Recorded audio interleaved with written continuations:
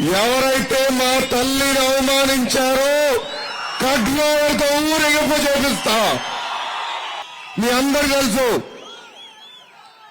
తాత ముఖ్యమంత్రి ఉన్నాడు, మా తల్లి ఎప్పుడు బయటికి రాలా. నాన్నగారు ముఖ్యమంత్రి ఉన్నాడు, మా తల్లి ఎప్పుడు బయటికి రాలా. అలాంటి అమ్మని శాసనసభ సాక్షిగా అవమానించారు. ఒక తల్లి బాధ నాకు తెలుసు. సవాల్ ఇసిరినా, నేను గెలిచిన తర్వాత బాబు గారిని కుర్చీ ఎక్కించిన తర్వాత వాళ్ళకి తగిన గుణపాఠం చెప్పిన తర్వాతనే ఈ లోకేష్ ఇంటికి వెళ్తారు.